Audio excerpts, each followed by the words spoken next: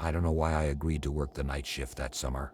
Maybe it was the desperation for extra cash, or maybe I thought sitting alone at a gas station in the middle of nowhere wouldn't be so bad. Easy money, right? It wasn't until my third week that things started to get strange. The gas station I worked at wasn't on any major highway. It sat along an old, cracked road that used to be a main route before the interstate was built a few miles south. Most of the time, the station was quiet. Customers were rare after 10 p.m., and by midnight, it felt like the world outside had gone dark and forgotten. The night it started, it was just after 2 a.m. I was sitting behind the counter, flipping through an old magazine that someone had left behind months ago. The lights inside the station buzzed faintly, the kind of sound you stop noticing until there's absolute silence around you. That's when I saw the car pull in. It was a beat-up sedan, its headlights barely cutting through the darkness. It crawled into the lot and stopped at the farthest pump from the building. No one got out. I stared at it for a while, waiting for the driver to emerge, but they didn't. I checked the clock, 2:14 a.m. Something about the car felt off. I couldn't see anyone inside because of the glare on the windshield. Normally, I'd wait for a customer to come to the door if they wanted to pay inside, but curiosity got the better of me. I stood up and peered through the window, trying to get a better look. Still nothing. I grabbed the flashlight we kept under the counter and stepped outside. The night air was cool, and the only sound was the distant chirping of crickets. As I approached the car, I felt a knot tighten in my stomach. I knocked on the driver's side window. "Need some help?" I called out, my voice sounding thin in the stillness. No answer. The car was empty. I shone my flashlight through the window to be sure. The seats were torn and stained, but no one was inside. My first thought was that someone had parked it and walked off, but where would they go at this hour? There was nothing but empty road and dense woods for miles. I hurried back inside, locking the door behind me. Over the next few nights, things got stranger. The sedan stayed parked at that pump, unmoving. When I asked the morning shift guy about it, he said he hadn't seen any car there. I thought maybe it had been towed, but the lot didn't have any marks or disturbances where the car had been. One night, I noticed the back door of the station wouldn't latch properly. I had checked it when I arrived and it had been fine, but now it hung slightly open, creaking when the wind caught it. I didn't think much of it. Old buildings have quirks, right? I jammed a mop handle under the doorknob to keep it shut, but the noise started. At first, it was faint, like shuffling footsteps in the storage room. I told myself it was just the old building settling, or maybe a raccoon that had snuck in. I didn't dare check right away. Instead, I cranked the volume on the little TV behind the counter and pretended I couldn't hear it. The next night, it happened again, louder this time. The sound seemed to come from just out of sight, like someone was moving things around in the storage room, but pausing whenever I tried to investigate. Each time I'd open the door, the room would be empty, but the feeling that I wasn't alone would linger. Around 3 a.m. on a Friday, a man walked into the station. He was tall and gaunt, his clothes hanging loosely on his frame. His face was pale, his eyes shadowed as if he hadn't slept in days. He didn't look at me as he shuffled toward the back of the store where the drinks and snacks were. I couldn't help but notice that he wasn't wearing shoes. His feet were dirty, leaving faint smudges on the tiled floor. "Need any help?" I asked, trying to sound casual. He didn't respond. He just stood in front of the cooler, staring at the rows of drinks but not taking anything. After a while, he turned and walked up to the counter, empty-handed. "That your car outside?" I asked, trying to break the uncomfortable silence. His lips twitched slightly, like he was trying to smile but didn't quite remember how. "Just passing through," he said. His voice was raspy, like he hadn't spoken in a long time. He didn't buy anything. He just stood there, staring at me with those sunken eyes. Finally, he turned and walked out into the night. I didn't see which direction he went, just that he disappeared beyond the dim glow of the station lights. The following night, I arrived for my shift and found a folded piece of paper taped to the inside of the glass door. It was blank except for one word scribbled in uneven letters. "Run." I froze, feeling my heart race. I scanned the parking lot, the surrounding woods, even the road, but there was no one in sight. I should have left. I knew that. But part of me wanted to prove I wasn't scared, that it was all in my head. I stepped inside, locked the door, and settled in for another long night. But the noise started again, louder, more deliberate.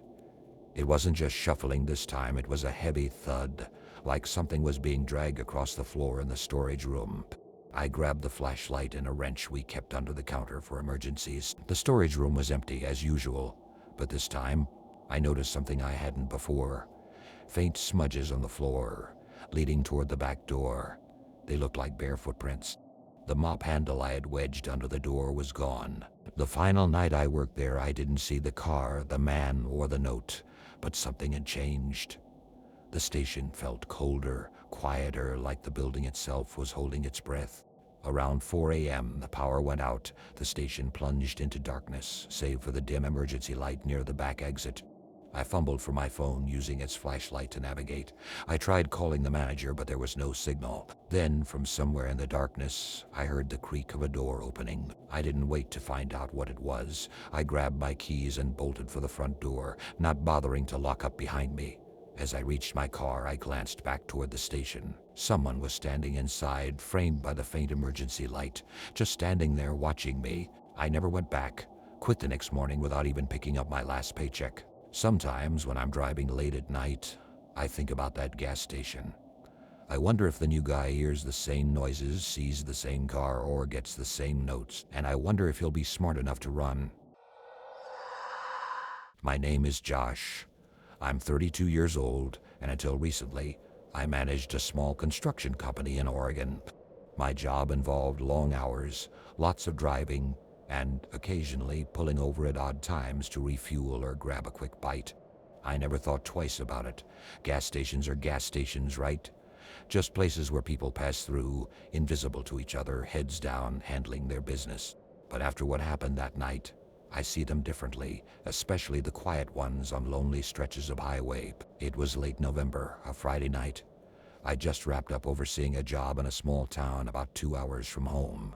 The crew had left earlier and I stayed behind to finalize paperwork. By the time I hit the road, it was nearly 11 p.m. and the temperature had dropped to freezing. The roads were slick with a thin layer of ice, and fog clung to the asphalt like a ghostly mist. I remember thinking I should have left earlier, but the job needed finishing. About an hour into the drive, my fuel gauge dipped dangerously close to empty. I cursed under my breath.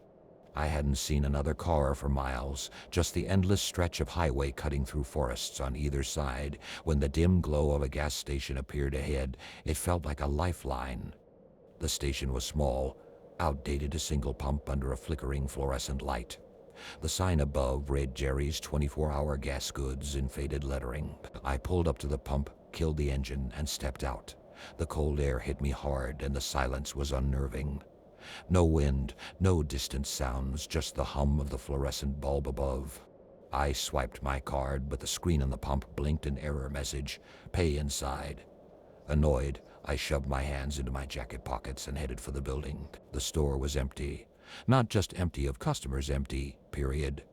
Shelves lined with dusty snacks and expired-looking drinks, a register that looked like it belonged to the 80s, and a lingering smell of mildew. The only light came from a buzzing fixture above the counter, casting long shadows across the room. "Hello?" I called out, my voice echoed faintly. No response. I stepped toward the counter and noticed a bell. I tapped it, and the sound seemed unnaturally loud. Moments passed. Still no one. I felt a prickle of unease, but tried to shrug it off. Maybe the clerk was in the back. I rang the bell again. Longer this time. "Be right there," a voice called out, rough and gravelly, from somewhere behind the shelves. I waited, glancing around the store. That's when I noticed the security camera above the door.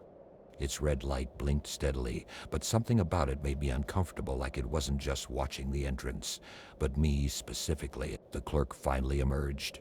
He was older, maybe in his late 52s, with unkempt gray hair and a face lined with years of hard living.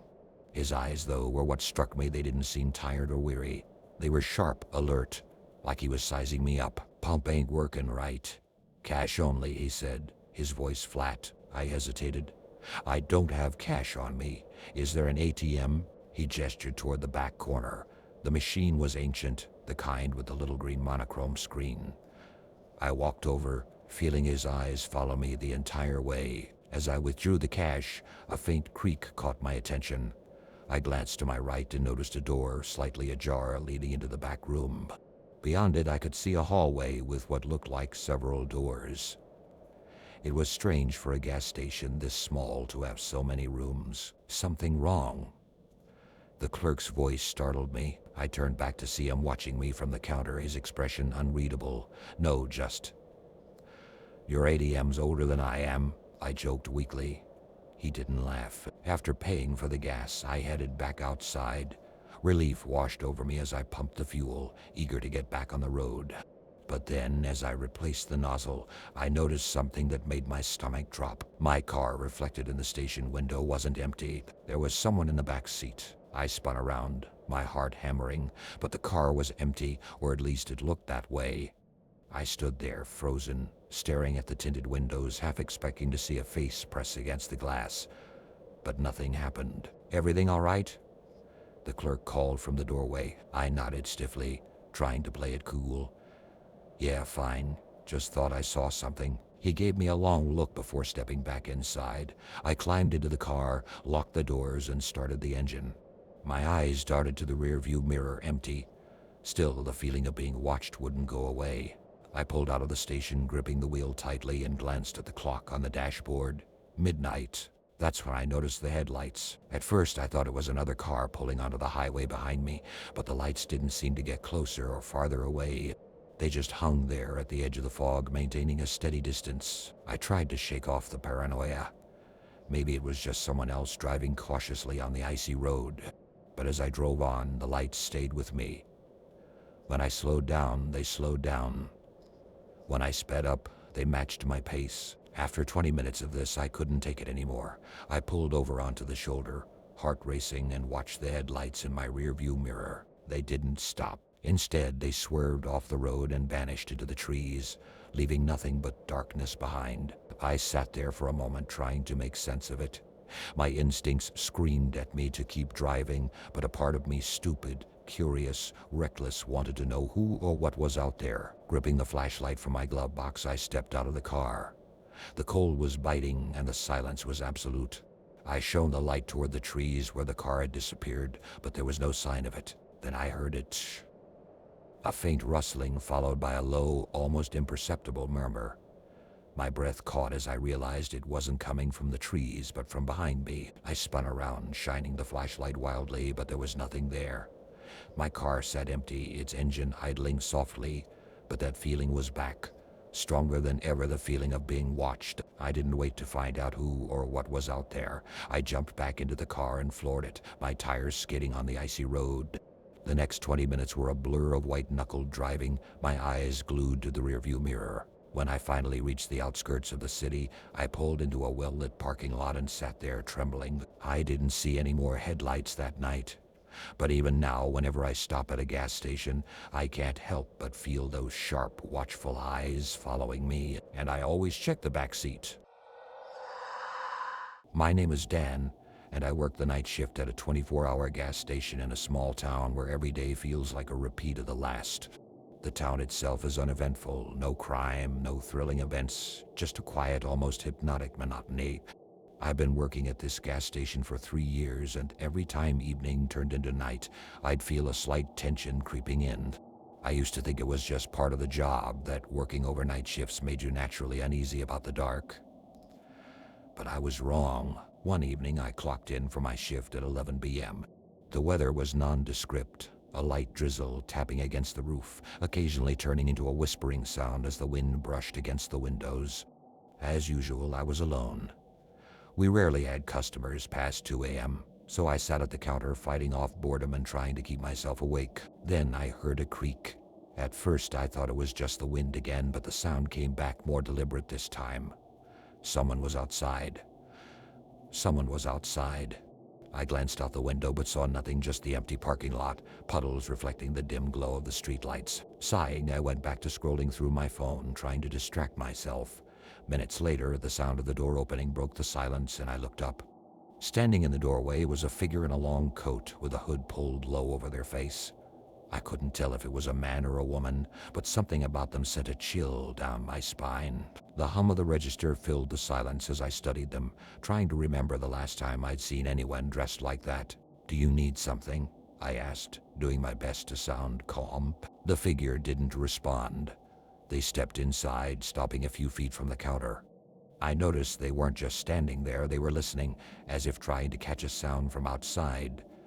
I turned to glance at the windows but saw nothing unusual. When I looked back, the stranger was staring directly at me. The hood cast deep shadows over their face, but their eyes, piercing and unnervingly bright, locked onto mine, making my chest tighten. "Is everything all right?"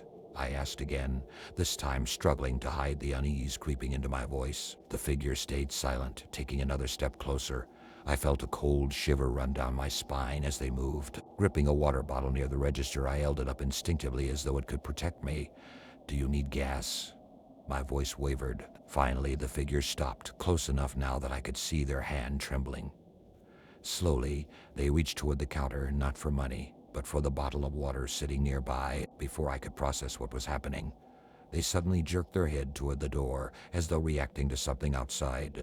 A sharp gasp escaped me as I turned to look, but the lot was still empty. When I turned back, the figure threw back their hood in one quick motion. Their face, oh God, I'll never forget it. Pale, deeply lined, like someone who hadn't slept in years. Her eyes, wide and filled with a strange mix of desperation and pain, seemed to look right through me. I realized it was a woman. Something about her gaze struck a deep, unexplainable fear in me. She didn't seem dangerous, at least not in the conventional sense. But her behavior was bizarre, and her eyes, they were full of torment, as though she were searching for something long lost. "Do you have anything?" Her voice was hoarse, barely human, as if she were speaking through a lump in her throat. Before I could respond, a loud crash echoed from outside, like something heavy slamming against the pavement. I whipped my head toward the window, heart pounding. In that moment, she grabbed my arm with an icy, skeletal grip. Her fingers felt like they belonged to a corpse. I yanked myself free with a startled yell, my mind racing with one thought: she knows something terrible. I bolted outside, desperate to put distance between us. She stood frozen, still watching me, her tear-filled eyes boring into my soul. When I glanced back, my blood ran cold. She began to move toward me, slowly, unnervingly, as if every step were in slow motion. My throat went dry and my legs felt like they'd give out.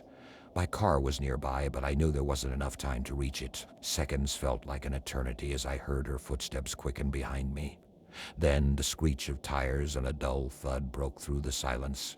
A car's headlights cut through the darkness, its driver staring out, seemingly waiting for something. "Hey!" I yelled, running toward the car. The woman stopped in her tracks, her face hidden in shadow. Then I noticed it a camera in her hands.